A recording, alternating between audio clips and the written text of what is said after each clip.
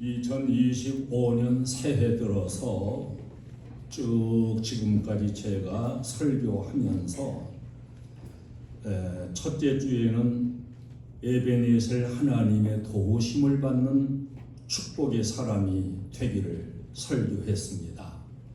베드로처럼 바른 신앙 고백과 바른 신앙 위에 서 있는 그런 복 있는 사람에 대해서 설교를 했습니다. 솔로몬처럼 하나님께 축복받아 장대한 축복자적인 삶을 위한 그런 설교를 했습니다. 인간적인 생각으로 사는 게 아니라 성령의 인도를 받아 사는 사람에 대해서 설교했고, 철저히 기도하는 사람, 그리고 복음 전하는 전도의 사람으로 살자, 이렇게 설교를 했어요. 오늘은 하나님을 잘 섬기는 사람이 되자, 하나님을 잘 섬겨서 더 복된 삶으로 채움받는 이런 우리 행복한 교회 가족들이 되기를 원하면서 오늘은 하나님을 잘 섬기는 사람, 여러분이 하나님을 잘 섬기는 사람으로 세워지고 인정받고 하나님께 축복의 사람으로 살아갈 수 있기를 주님의 이름으로 축원합니다. 인생의 본분이 무엇일까? 인생의 본분 자체가 하나님을 경외하고 잘 섬기는 것이라고 전도서 12장 13절로 14절에서 말씀합니다. 일의 결국을 다 들었으니 이것은 인생의 삶의 무상함, 실상 이런 걸 쭉 설명하고 다 들었고 알았으니까 하나님을 경외하고 그의 명령들을 지킬지어다. 이것이 모든 사람의 본분이니라. 하나님은 모든 행위와 모든 은밀한 일을 선악간에 심판하시리라, 이렇게 말씀하고 있습니다. 지금까지 역사 속에서 복을 받은 사람들, 성공한 사람들, 위대했던 사람들, 형통했던 사람들, 위대한 업적을 남겼던 사람들 모두는 하나같이 하나님을 잘 섬긴 사람들이었습니다.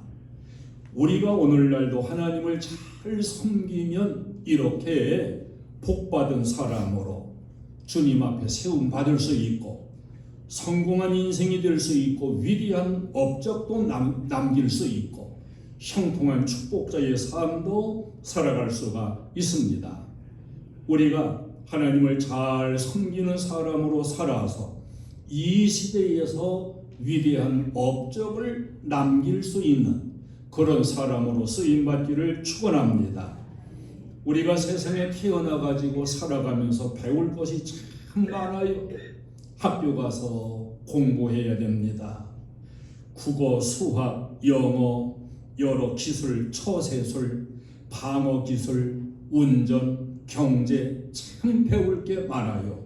그런데 그 배울 것들 중에서 가장 중요한 게 뭐냐? 하나님을 잘 섬기는 신앙생활을 배우는 거예요. 다른 것 아무리 잘 배워서 잘 알아도 하나님을 바르게 섬기는 이 신앙을 못 배우면 결국은 인생은 복된 인생이 될 수가 없는 것입니다. 여러분, 여러 사고가 나고 비참한 인생이 되고 죽음 당하기도 하고 감옥에도 가고 이런 사람들이 다른 것 못 배워서 그런 게 아니에요.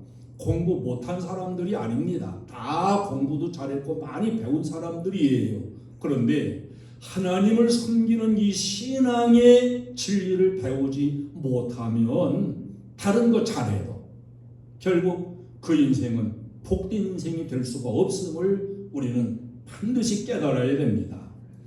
이스라엘 백성들을 가나안 땅으로 인도해서 기업을 얻어 누리는 역할을 했던 여호수아라고 하는 지도자는 여호수아 24장 14절로 15절에서 그러므로 이제는 여호와를 경외하며 온전함과 진실함으로 그를 섬기라.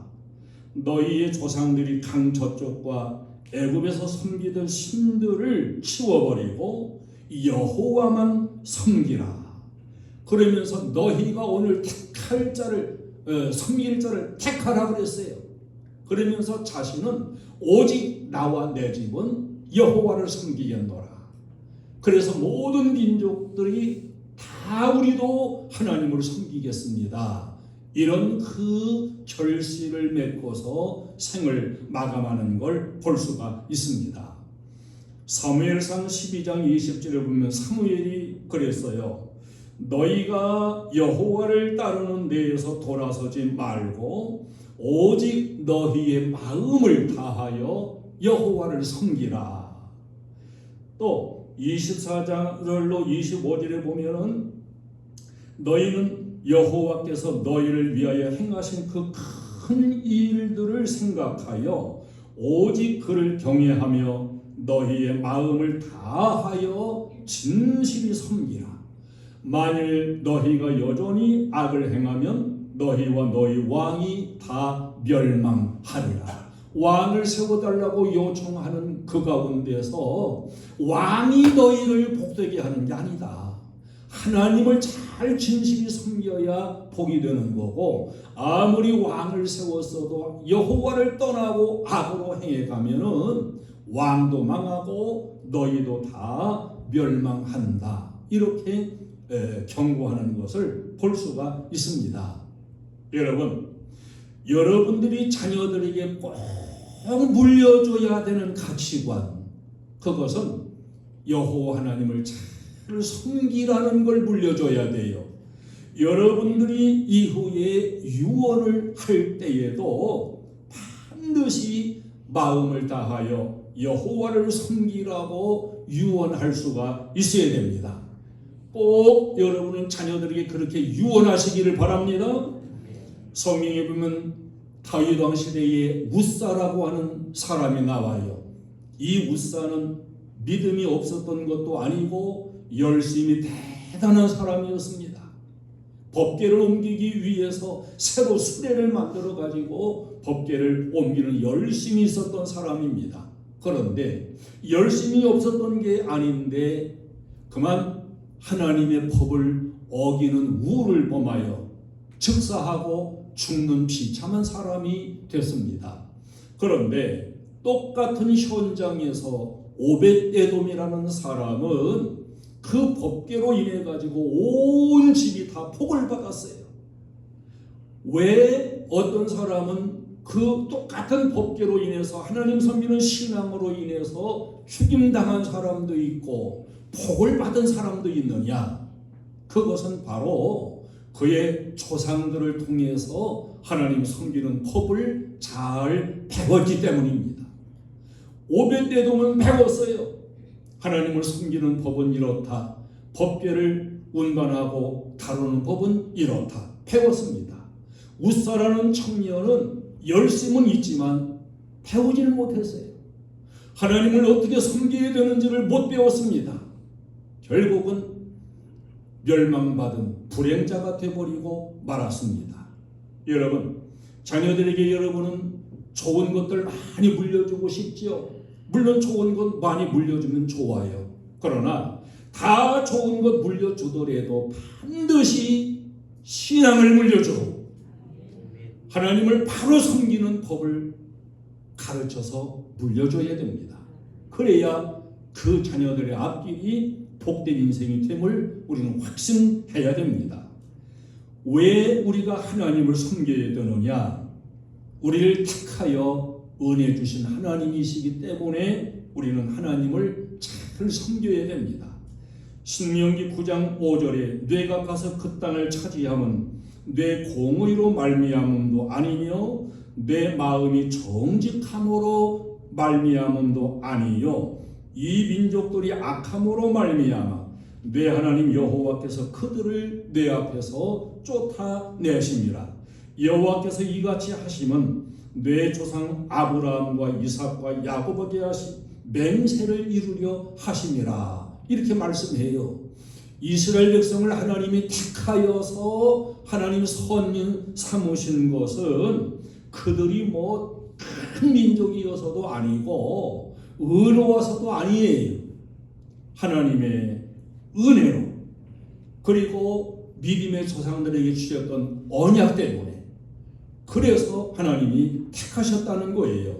신명기 7장 7절로 8절에서 여호와께서 너희를 기뻐하시고 너희를 택하심은 너희가 다른 민족보다 수요가 많기 때문이 아니니라. 너희는 오히려 모든 민족 중에 가장 적으니라. 여호와께서 다만 너희를 사랑하심으로 말미암아 또 너희의 조상들에게 하신 맹세를 지키려 하심으로 말미암아 자기의 권능의 손으로 애굽 왕 바로의 손에서 속량하셨나니. 신명기 9장 6절에서는 오히려 너희들은 다른 민족보다도 더 목이 곧은 백성이라고 말씀을 했습니다. 이스라엘 백성들이 뭐 착한 것도 아니었어요. 말씀 잘 듣는 것도 아니었어요. 오히려 목이 곧고 고집이 세고 그럼에도 그들을 택하신 것은 하나님의 사랑으로 택하셨어요. 그리고 조상들에게 하신 맹세를 지키기 위해서 그들이 의롭고 선해서가 아닙니다. 여러분 오늘날 내가 예수 믿어 택함 받은 자가 된 것은 내가 선하고 착하고 의로워서가 아니에요. 하나님이 사랑하심으로 그리고 성경의 언약으로 이렇게 나를 택하여 은혜 주신 것을 알아야 돼요. 이런 은혜를 안다면 우리는 하나님을 잘 섬기는 것이 당연한 것입니다. 하나님은 가나안 땅의 풍요와 기업과 축복을 주신 하나님이시기 때문에 그 하나님을 잘 섬겨야 됩니다. 이스라엘 백성이 가나안 땅을 들어가서 정복하고 다 그 땅을 빼앗아 누리고 승리하고 기업의 축복을 누리는 것은 그들이 가진 능력이 아니었어요.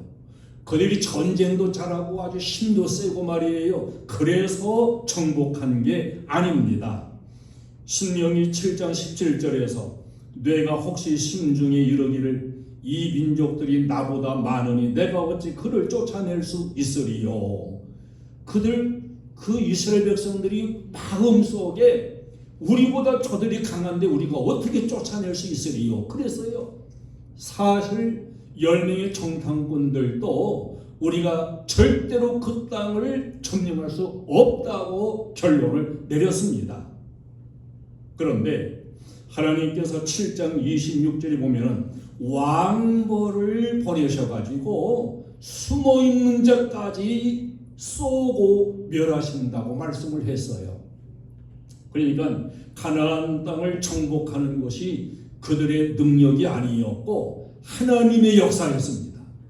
하나님이 왕벌을 보내가지고 숨어있는 자까지도 다 그들을 찾아내고 멸하시고 가나안 땅을 기업으로 주셨다는 거예요.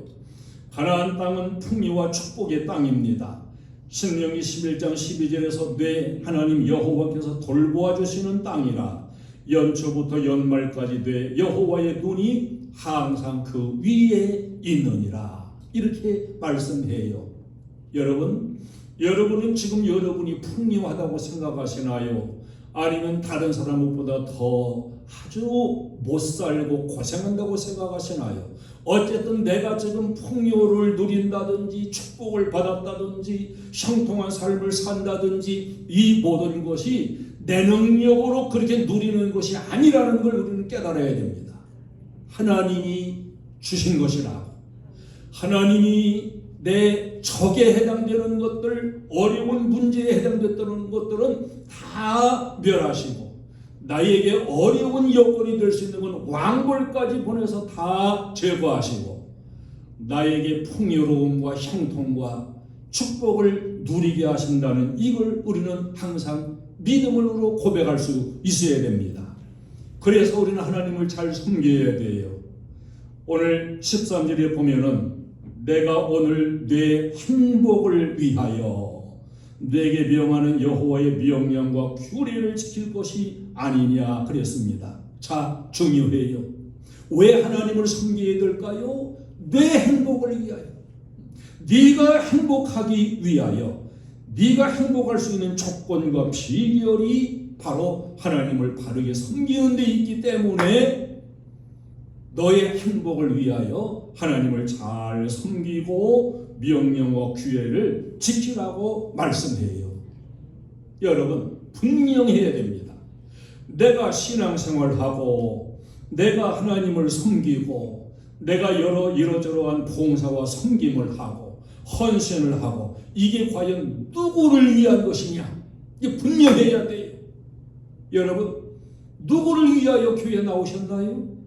누구를 위하여 신앙생활 하시나요? 다 나를 위한 것임을 알아야 돼요.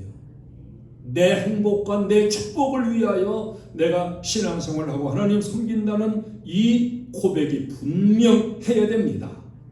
하나님 위한 것도 아니고요, 교회를 위해서 섬기는 것도 아니고요, 더더군다나 목사를 위해서 여기 나와서 예배 참여해 주는 것이 절대로 아니라는 것을 우리는 깨달아야 됩니다.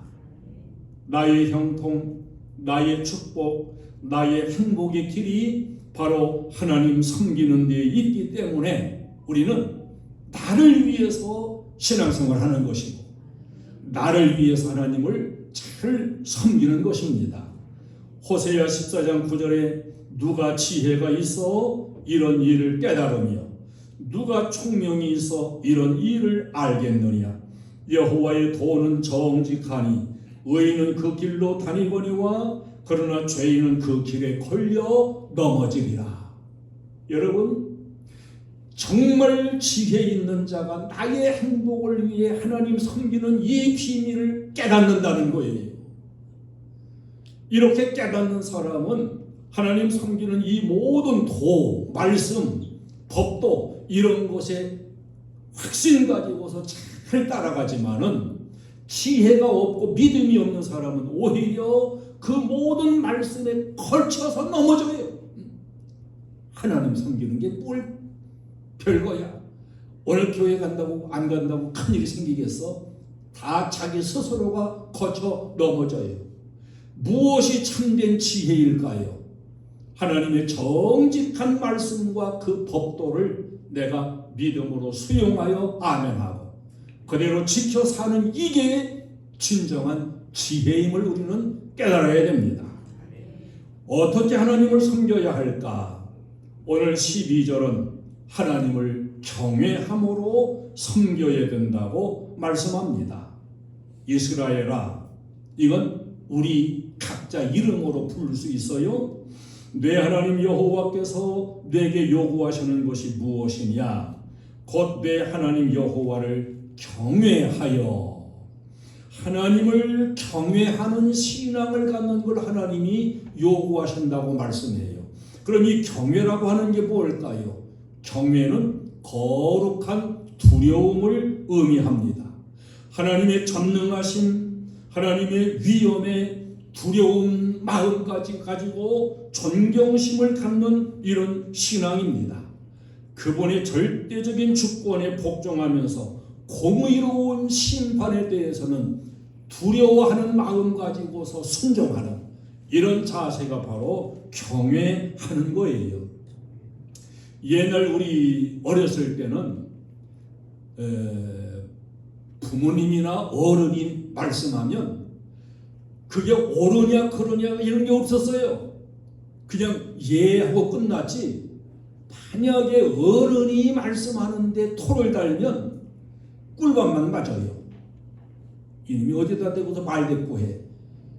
옛날에는 며느리가 시어머니한테도 말대꾸를 못했어요. 너 어디서 배워먹은 그게 어디서 배워먹어서 이렇게 말대꾸를 꼬박꼬박 하냐.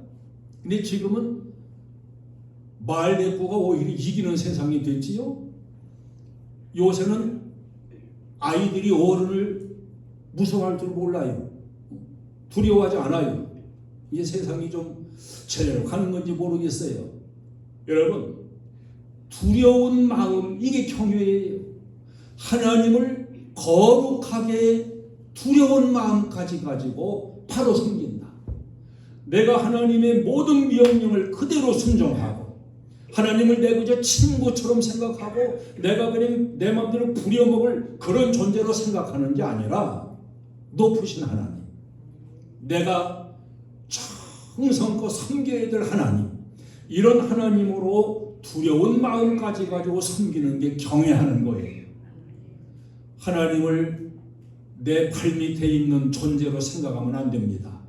하나님을 높으신 분으로, 창조자로, 나에게 진정 복을 주시는 분으로 이렇게 하나님을 경외하는 바른 신앙을 우리가 가질 수 있기를 축원합니다. 또한 하나님이 주신 말씀을 지켜 행함으로 섬겨야 된다고 12절에서 말씀하고 있습니다. 하나님이 명령하신 것이라면 하나님이 명령하시는 대로 걸어도 가고 좌로나 우로나 치우치지도 아니하고 하나님의 명령이라면 내가 싫어도 그대로 순종하고 하나님이 금지하시는 것이라면 내가 좋아도 나도 멀리할 수 있는 신앙, 이 신앙을 가지라는 거예요. 내 마음대로 내 생각대로 내 본의로 신앙생활하는 그것이 아니에요. 또한 하나님을 사랑하며 마음을 다하고 뜻을 다하여 섬겨야 된다고 말씀하고 있습니다. 신명기 11장 1절에서는 그런즉 내 하나님 여호와를 사랑하여 그가 주신 책무와 법도와 규례와 명령을 항상 지키라 그랬습니다. 우리가 신앙생활하는 것, 하나님 섬기는 것, 내게 주어진 일들을 감당하는 것, 이 모든 것의 원동력이 어디에 있어야 되냐? 하나님을 사랑하여 그랬어요. 하나님을 사랑하여. 어떤 의무감이라든지 내가 하나님을 섬김으로 받을 축복에 대한 기대감이라든지 혹은 내가 잘 안 섬기면 혹 벌받을까 증별에 대한 두려움이라든지 이런 것들로 하나님을 섬기는 그게 원동력이라면 얼마 못 가가지고 그 원동력을 식어버려요. 얼마는 잘 섬기는 것처럼 할 수 있지만은 시간이 쭉 가다 보면은 그 신앙은 무너져 버려요. 오로지 내 마음 속에서부터 우러나오는 하나님 사랑, 하나님을 내 마음으로부터 진정 사랑하는 그 조건만이 온전하게 하나님을 섬길 수 있는 원동력이 될 수가 있는 겁니다. 여러분 마음속에 하나님을 사랑하는 뜨거운 마음이 항상 식지 않기를 축원합니다. 그러면 더 구체적으로 들어가서 하나님을 섬기는 구체적인 내용들은 무엇일까요? 하나님을 사랑하는 그 원동력 안에서 예배로서 섬겨야 됩니다. 예배는 최고의 가치 있는 섬김입니다. 시편 50편 5절에서 나의 성도들을 내 앞에 모으라. 그들은 제사로 나와 언약한 이들이니라 그랬어요. 여러분, 하나님이 택하셨다 그랬지요. 하나님이 언약을 따라 택함받은 우리가 하나님 자녀라 그랬지요. 근데 하나님과 나와의 연결시켜주는 언약이 뭐냐? 구약에서는 제사요, 신약에서는 예배예요. 제사 드릴 때 하나님을 만나요. 오늘 신약의 우리 성도들은 예배를 통해 하나님을 만나고 하나님을 섬겨요. 이 예배를 떠나면 언약이 깨져요. 하나님과 맺어진 언약을 내가 예배 제사 안에 있을 때 이 언약이 나에게 살아있는데 이 언약을 어기면 예배를 어기면 언약이 다 줄이 끊어져요. 이거 여러분 중요함을 알아야 됩니다. 내가 오늘 주일날 교회 와서 예배를 드려요. 하나님의 32,500가지의 축복의 언약이 나와 연결되어 있습니다. 하나님과 내가 지금 함께 하나님은 나의 예배를 받으시고 나는 하나님께 예배를 드리고 하나님과 함께 임마누엘 지금 은혜 속에 지금 있는 거예요. 그런데 이 예배를 내가 떠나서 어디 멀리 갔다. 언약이 끊어졌습니다. 보호가 없어요. 예배가 얼마나 중요합니까? 하나님과 우리 사이는 제사와 언약으로 예배로 언약됐다. 여러분 신비에 새기고 잊지 아니하시기를 바랍니다. 아가서 2장 14절에 바위 틈 낭떠러지 은밀한 곳에 있는 나의 비둘기야. 이건 비유적인 거예요. 내가 내 얼굴을 보게 하라. 내 소리를 듣게 하라. 내 소리는 부드럽고 내 얼굴은 아름답구나. 주님이 주님 앞에 나오는 나를 보고서 사랑스러운 나의 비둘기야. 자, 내가 내 얼굴을 보게 하라. 지금 예배에 여러분 드리는 이것은 여러분의 얼굴을 하나님이 보시게 하는 거예요. 하나님을 보여드리는 거예요. 내 소리를 나로 듣게 하라. 여러분이 찬송 드리면서 기도하면서 아멘하면서 여러분의 소리가 나오는데 하나님은 이 소리를 들으십니다. 이 소리를 듣게 하라는 거예요. 근데 예배를 떠나서 어딘가 가버린 사람, 하나님이 찾아도 안 보여요. 하나님이 그 소리를 듣고자 하시지만 그 소리를 들을 수가 없습니다. 하나님을 사랑하는 그 원동력 안에서 여러분 예배로 하나님을 잘 섬기는 섬김의 성도가 되시기를 축원합니다.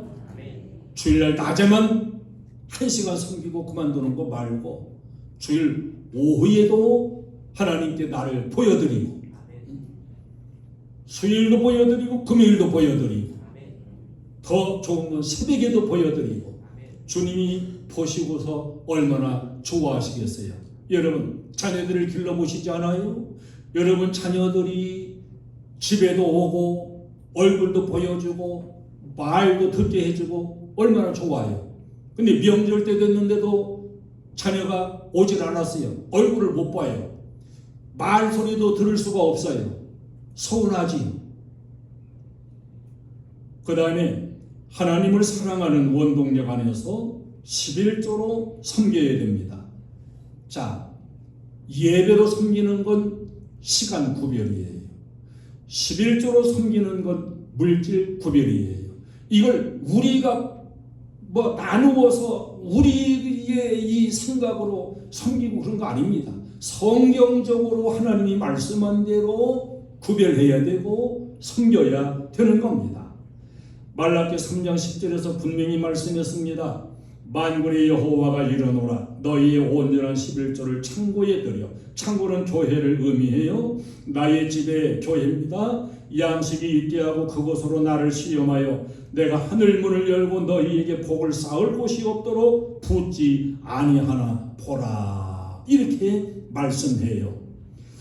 요즘 유튜브 이런 거 보면은 정신 나간 사람들이 11조 이런 거 정신없는 얘기도 하고 이 신앙생활 자체에 대해서 정신없는 얘기들 여러분 절대로 유튜브 이런 거 보고서 신앙 유혹되지 않기를 바랍니다.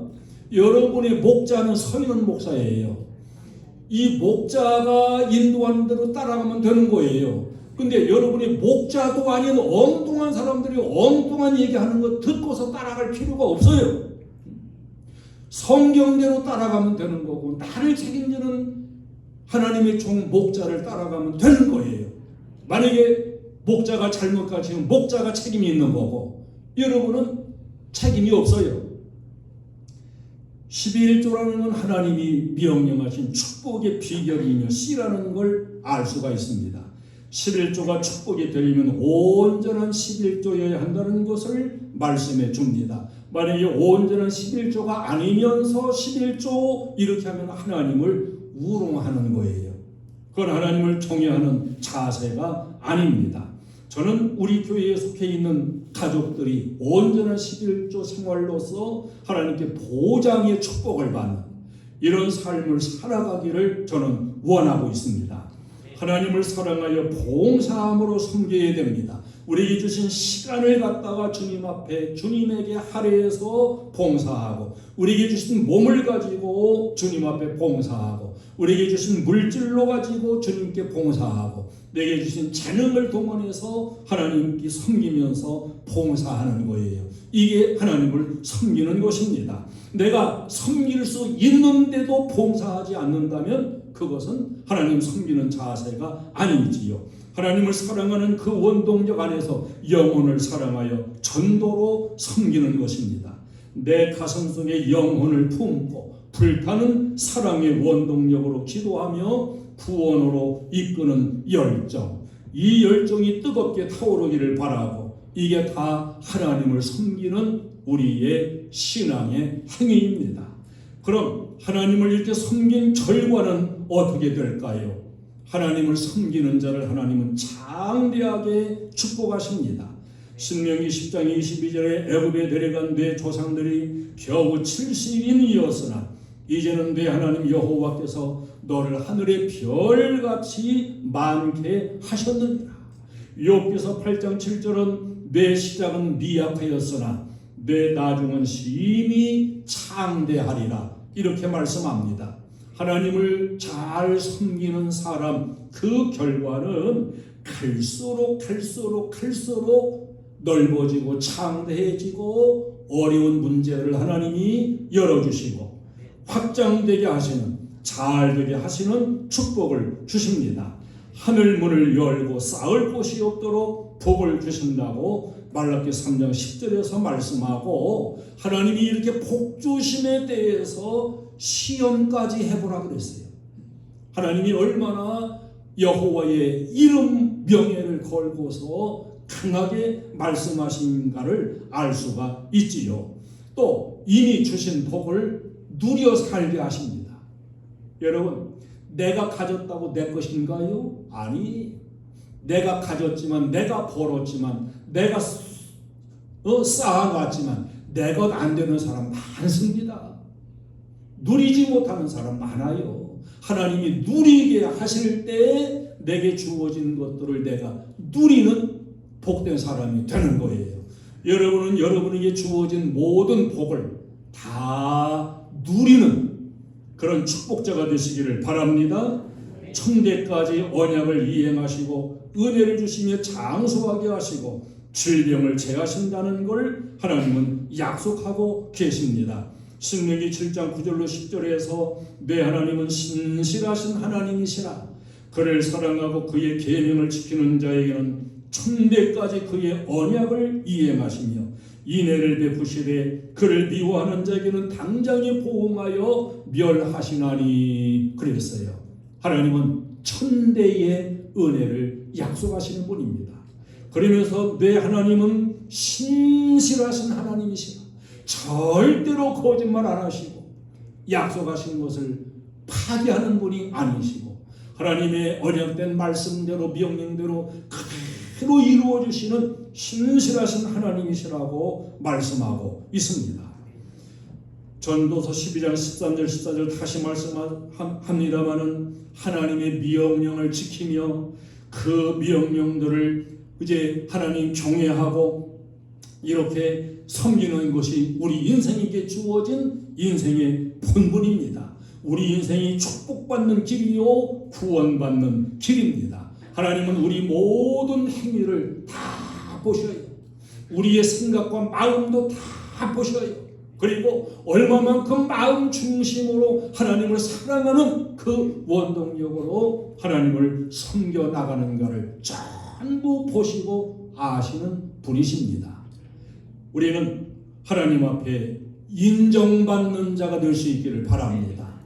우리 인생이 살아가는 우리 삶은 오늘 우리가 하루를 사는데 이게 다 역사예요.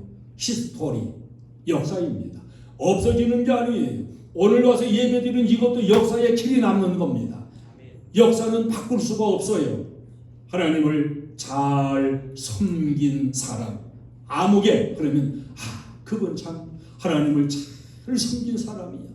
그분의 신앙을 우리가 정말 본받을 만한 사람이야.